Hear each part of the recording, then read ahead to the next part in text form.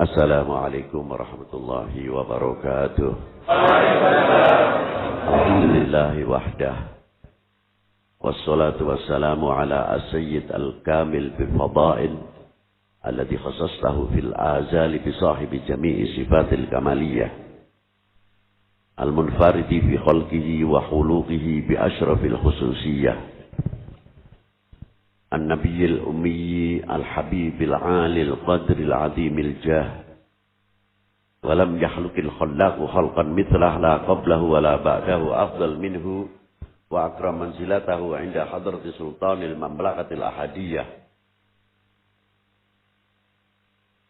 وجعلته كنز الله الأعظم الذي ملأ من نور جلال وجمال لا إله إلا الله وجعلته واسطة العظمى لأهل لا إله إلا الله سيدنا محمد رسول الله مفتاح دار السلام في مقعد صدق عند مليك مقتدر ذو الجلال والكمال والإكرام وحده لا شريك له موصوف بكل كمال منزه عن كل نقص وهو جامع الكمال وغني عمن سواه أشهد أن لا إله إلا الله وأشهد أن محمد رسول الله رضينا بالله ربا وبالإسلام دينا وبسيدنا محمد النبي ورسولا صلى الله تعالى وسلم عليه وعلى آله وأصحابه في كل لمحة ونفس عدد ما واسعه علم الله أما بعد أيها سادتنا الأعزاء الفضلاء yang saya hormati para sesepuh, bini sepuh, para alim ulama,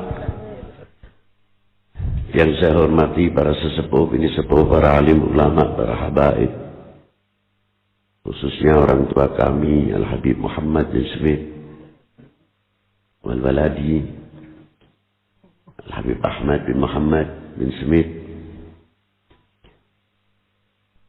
dan yang saya hormati para habaib yang tidak bisa saya sebutkan satu persatu. Hadratil Muhtaram, para yai, nyun sewu nggih kula mboten saged nyebatken satu persatunya. Bapak-bapak dari instansi pemerintahan yang khususnya Bapak Pangdam atau yang mewakili, Bapak Wali Kota atau yang mewakili, bapak-bapak dari instansi pemerintahan, sipil, TNI, Polri yang selalu saya banggakan, panitia penyelenggara dalam rangka tali silaturahim, al-ulama wal umara, dan yang saya hormati bapak-bapak muspika, bapak kepala, bapak camat, bapak danramil atau bapak kapolsek atau yang mewakilinya,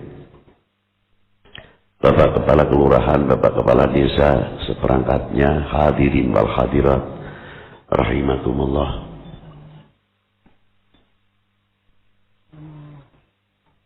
Saya mengingat salah satu hadis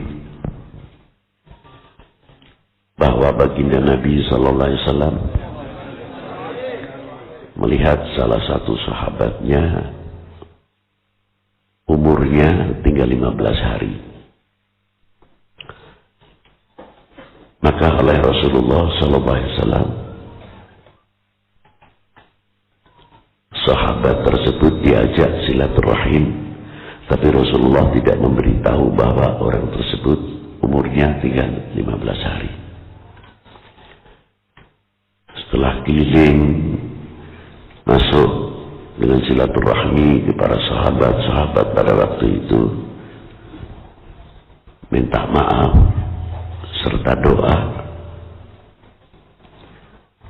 Tepat 15 hari ternyata Sayyidina Israel tidak datang.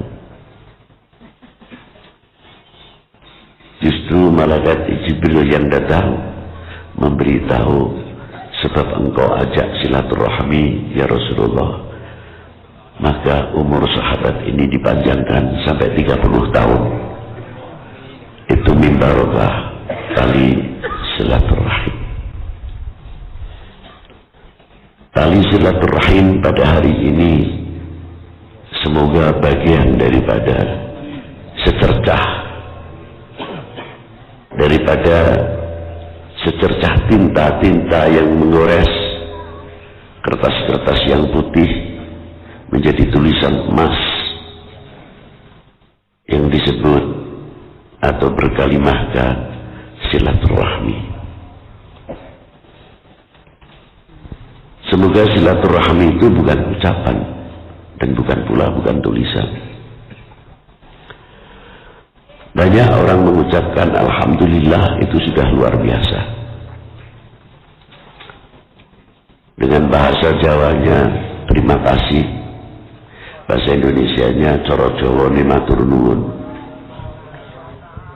Al-Fatihah.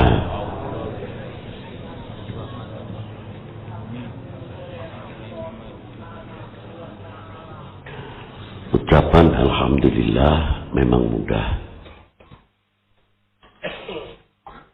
Kalau di bahasa Indonesia kan sebagai ucapan terima kasih, syukur kepada Allah, terima kasih selain alhamdulillah, matur nuwun, sekelangkung, dan lain sebagainya.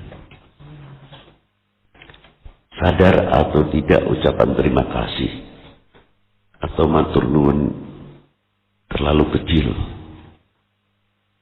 kalau kita ucapkan dengan segala kenikmatan Allah yang telah diberikan kepada kita. Jangan lagi kepada Allah Ta'ala terlalu tinggi antar sesama kita, teman sesama teman. Kita itu belum bisa mengucapkan terima kasih yang sebenarnya, hanya template ucapan. Kepada kiai-kiai kita, guru-guru kita yang di desa-desa itu, coba kita lihat. Yang mengajarkan alif, lam, mati jabar, al, ha, mim, mati jabar, ham, dam, lo, mahdu, alhamdu, lam, tasjid ajar, lilam, jabar, la, ha, ajar, lillahi, sampai kita bisa mengucapkan alhamdulillah, sampai bisa baca surat-suratan, sampai bab masalah, babul wudu, arkanul wudu, mubtilatul wudu, arkanul sholah, mubtilatul sholah.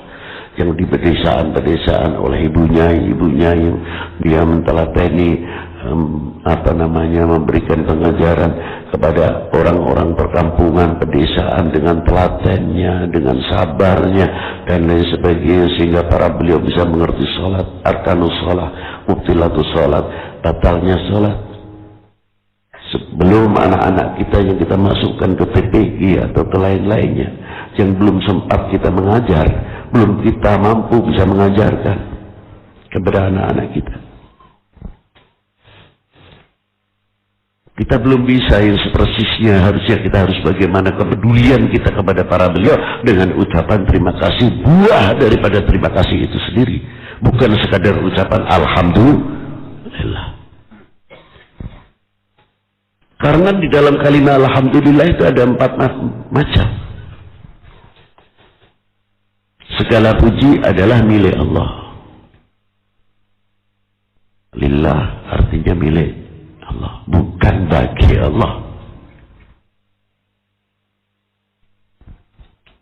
Bagi itu kan untuk kita, tidak ada yang wajib dipuji terkecuali Allah.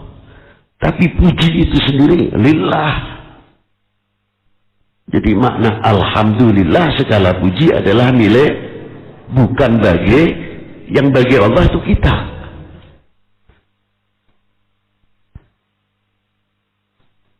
Kalau Allah Ta'ala tidak menciptakan alam semesta ini, tetap alhamdulillah, segala puji adalah milik Allah.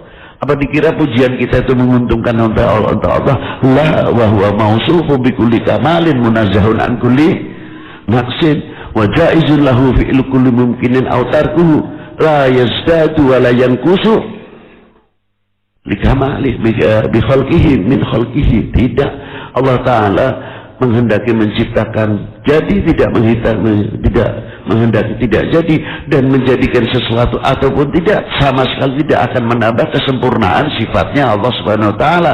Wa huwa jami'ul kamal mausufun bi kulli kamalin munazzahun an kulli naqsin. Tauhid dahulu di sini tahu. Nah, di dalam kalimat alhamdulillah ada 4. Qadim alal qadim. Nek cara Jawa lebih lengkap. Alhamdulillah utawi sekai puji kang papat iku lillahi kagungane Gusti Allah. Rupane puji kang papat yaiku qadim alal qadim, qadim alal hadis, hadis alal qadim, hadis alal hadis. Baru kita kenal alhamdulillah utawi sekai puji kang papat iku lillahi kagungane Gusti Allah. Apa yang pertama kita tahu kalau Allah Ta'ala, puji yang pertama adalah Allah Ta'ala memuji kepada zatnya sendiri. Seperti satu contoh, la ilaha illa ana fa'buduni. Tidak ada zat yang wajib engkau sembah terkecuali aku. Dan sembahlah kepada aku. Sembahlah aku. Fa'buduni. Di sini. Ma'asyiral muslimin rahimakumullah. Kita tahu dari sini kebesaran-kebesaran Allah. La ilaha illa ana fa'buduni. Tahu, kita kenal. Bukan mengerti. Mengerti banyak kepada Tuhan. Kita mengerti kepada Allah, tapi kenal belum tentu. Contoh yang gampang, tidak usah banyak-banyak. Jelas nih. Tapi kalau betul nyontok akhir ini, Allah Ta'ala boten naudzubillah gelas teleh nang pinggir ning meja gelas iku beling enggak ada airnya ngerti nek iki gelas ning meja kenal beling nek tiba pecah ngerti nek tiba pecah tapi guru kenal ya weruh-weruh mawon nek kenal tengahno. Iki baru kenal arane. Nek ngerti ta ya delengno ning pinggir meja, arep pecah ya kono, gak pecah ya kono. Tapi kalau kenal, benar. Sebabnya apa? Ada airnya. Kalau tidak ada airnya, mubazir, pecah. Sisa dimanfaatno, iku wong kenal. Ma'asyiral muslimin rahimakumullah.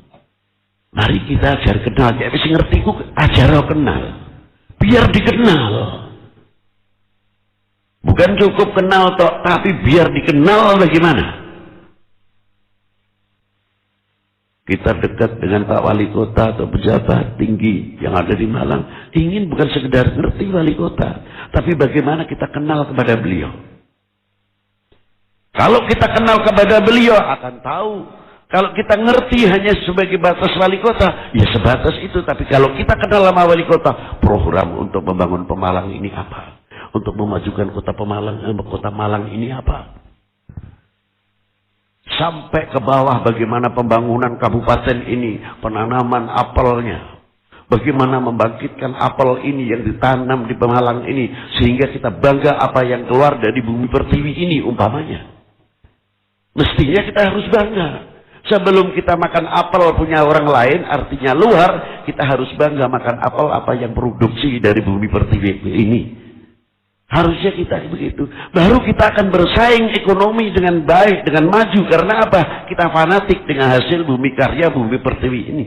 Tapi kalau kita lebih suka membanggakan orang lain, apapun yang keluar dari bumi pertiwi tercinta ini, tetap sandal jepit buatan Tegal, padahal kuatnya sama.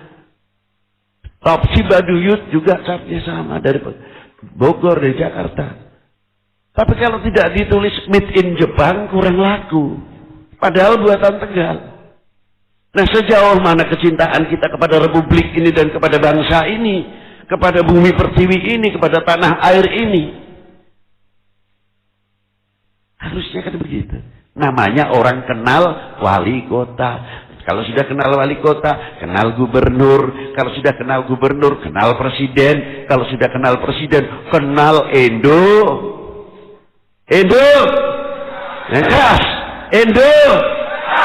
Indonesia kok ngelebut bangsane dewi lemes sampean. Gimana mungkin Anda akan fanatik? Harusnya bangga.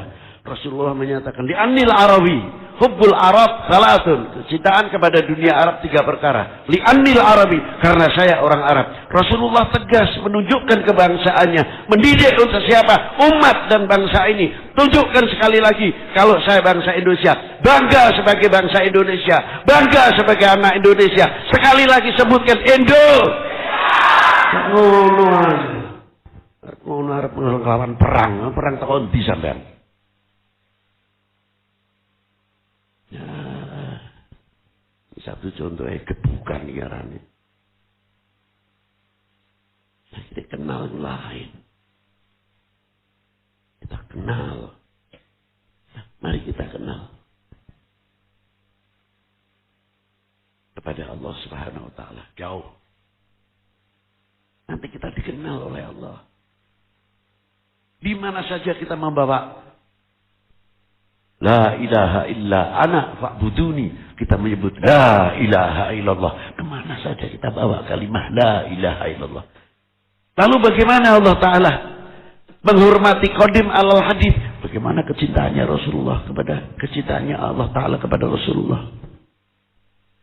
Dikenalkan dulu.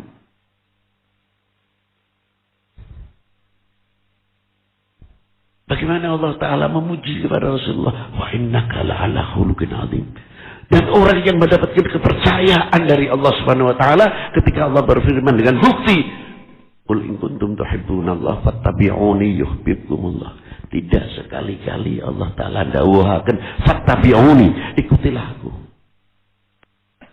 Bukan sekadar ikutilah kami dalam iman wal Islam. Jelas kalau Rasulullah diturunkan untuk mengajak manusia beriman dan berislam. Bukan makna itu saja.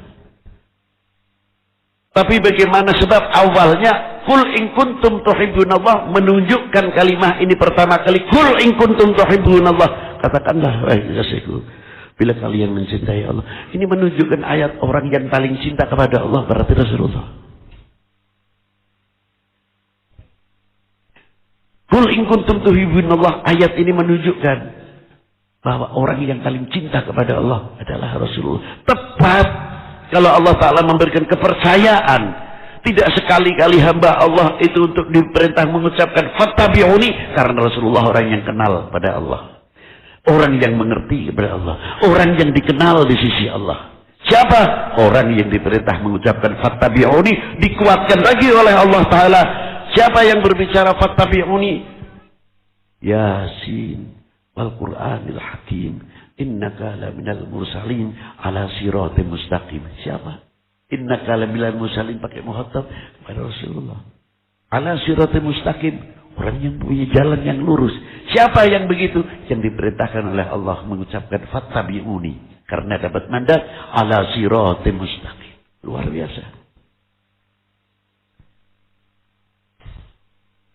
Ma'asyiral muslimin rahimakumullah. Siapa lagi yang diperintahkan oleh Allah Ta'ala mengucapkan fattabi'uni? Siapa beliau? Laqad ja'akum rasulun min anfusikum azizun 'alaihi ma 'anittum harisun 'alaikum bil mu'minina raufur rahim. Yang mengangkat, yang menciptakan, yang mensifatinya, bukan sekadar hamba Allah. Bukan sebatas wis kaulane Allah Ta'ala sebagai utusan dan nabinya. Tidak diangkat oleh Allah dengan apa? Sifat-sifatnya yang luar biasa. Siapa yang mensifati azizun? Yang menciptakan. Azizun alaihi ma'anitum. Siapa? Yang menciptakan. Dan siapa azizun alaihi ma'anitum? Yang diperintah oleh Allah Ta'ala mengucapkan fattabi'uni. Harisun alaikum. Siapa yang diperintahkan mengucapkan fattabi'uni? Ya, yang diperintahkan harisun alaikum. Siapa yang bil mu'minina raufur rahim? Yang diperintah oleh Allah Ta'ala mengucapkan fattabi'uni. 4 sifat ini. Azizun alaihi ma'anittum harisun alaikum bil mu'minina rauf. Luar biasa. Ini modal 4 orang dakwah. Azizun alaihi ma'anittum. Kepedulian kita sampai mana? Tahu kalau umat ini berat. Tugas Rasulullah itu berat menangani umat. Sejauh mana kita kepedulian kepada umat ini? Rasulullah kalau malam mau tidur, sholat 2 rakaat, berapa rakaat? Siapa yang disebut-sebut? Ummati, ummati, ummati. Berapa kali kalimah ummati, ummati sampai turun wala saufa yu'tika rabbuka fatarda. Apa yang diminta oleh Rasulullah? Jangan sampai umatku dan anak cucuku salah satu masuk neraka. Illa man aba. Perjuangan siapa? Rasulullah sallallahu alaihi wasallam.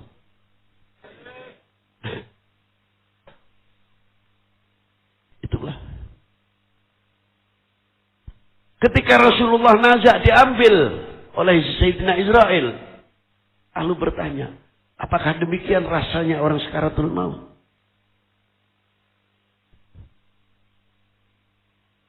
Begitulah ya Rasulullah, saya sendiri belum pernah mati. Rasulullah langsung memikirkan apa yang akan bakal terjadi, apa yang telah dirasakan untuk dirinya. Begitu hebatnya. Apa yang diminta oleh Rasulullah, cukuplah sakit pedihnya ketika sakaratul maut, cukup untuk diriku sendiri asal tidak terjadi kepada umatku.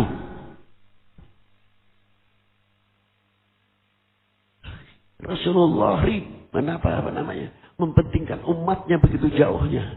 Kita ribut saja yang dipikirkan. Nah, inilah hebatnya Rasulullah. Jadi qadim alal hadith. Sampai turunnya satu ayat, subhanalladzi asra bi 'abdihi lailan minal masjidil haram ilal masjidil aqsa ila akhir ayat.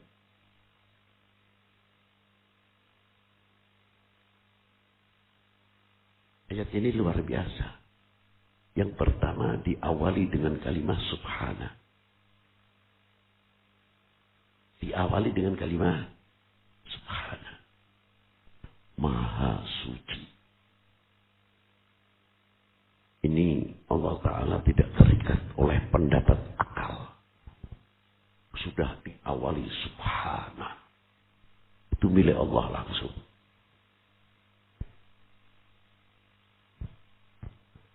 Mau pakai akal, mau pendapat akal, Allah Ta'ala tidak ta'aluk kepada akal. Menciptakan langit tanpa tiang. Menciptakan surga tanpa desain. Mengatur sih. Indah iswargo, digawe ini. Tidak. Kun jadi. Milik Allah. Itulah. Sama ketika Rasulullah Isra. Dari mulai langit pertama, bawah langit pertama itu ada lautan yang luar biasa. Lalu di bawah lautan itu sampai ada beberapa udara-udara yang disebut ionosfer dan lain-lainnya. Benda apapun kalau lewat situ langsung terbakar. Hancur. Terus ke bawah setelah 7. Hawa ini masih luar biasa. Sampai perbatasan hampa udara. Setelah hampa udara daya tarik bumi. Makanya ada satu surat kaya ilmu pengetahuan.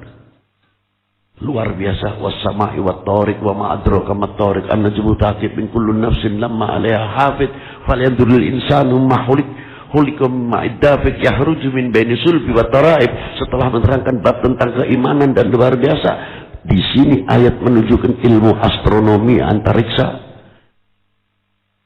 Bagaimana planet-planet yang ada di dalam at-tariq itu sendiri. Bagaimana hubungan matahari itu dengan penghuni alam ini, bulan dengan penghuni alam ini, bintang-bintang dengan penghuni alam ini. Luar biasa.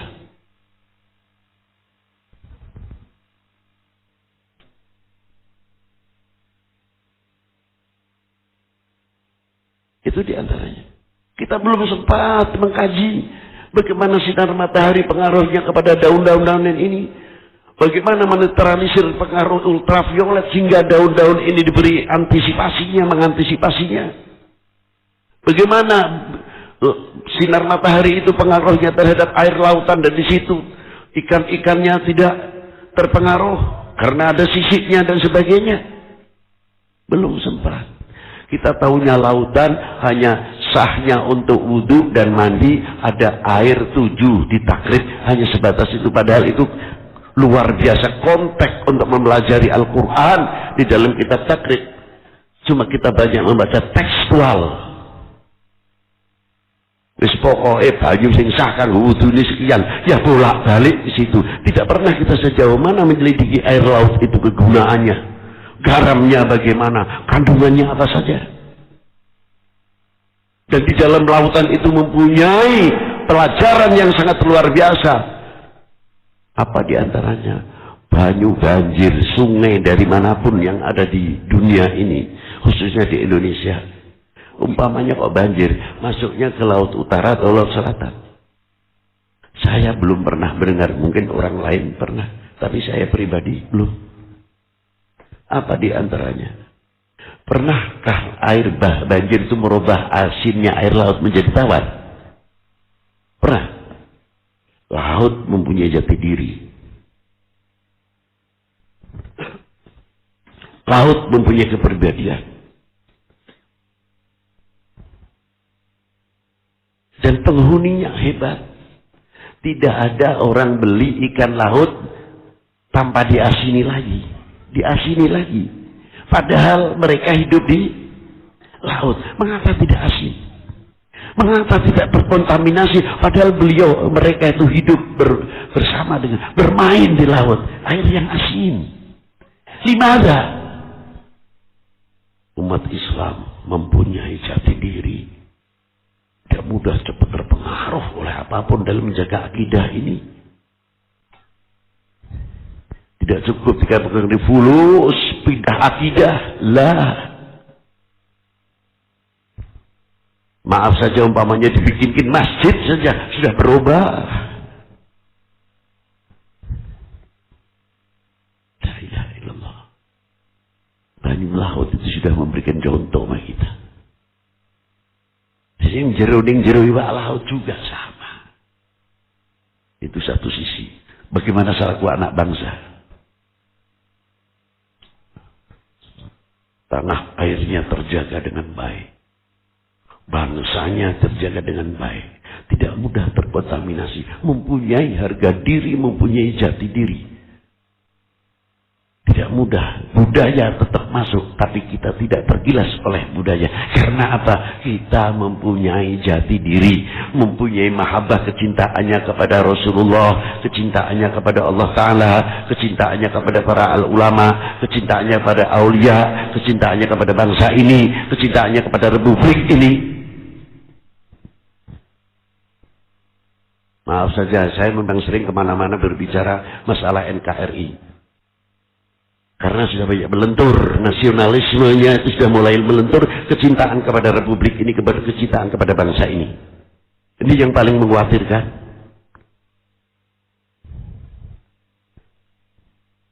Kalau sudah mahabbahnya, kecintaannya ini mulai melentur, bangsa itu paling mudah digoyah.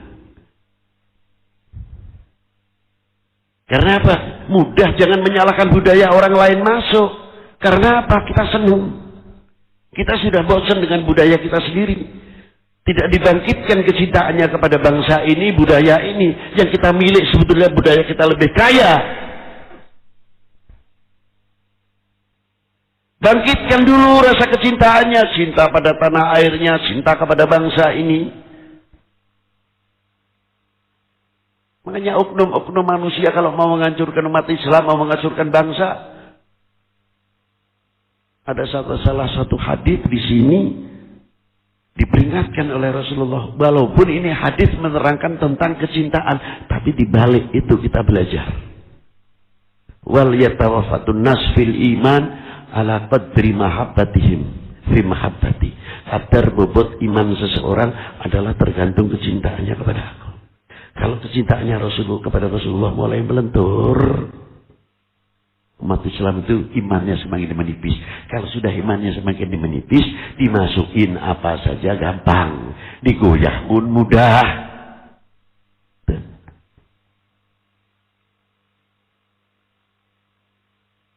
kalau mahabbahnya semakin luar biasa kepada Rasulullah, imannya akan semakin kuat.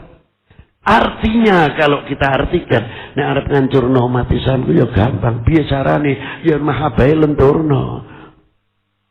Anggap Kanjeng Nabi ku manusia biasa, hanya Rasul dan Nabi, beliau mendapat wahyu, kita tidak. Selalu dihembuskan yang demikian. Supaya apa? Kita selalu mendengung melihat Nabi adalah manusia biasa. Manusia biasa. Terngiang di telinga kita ini manusia biasa. Sulit untuk mengatakan bahwa baginda Nabi manusia luar biasa.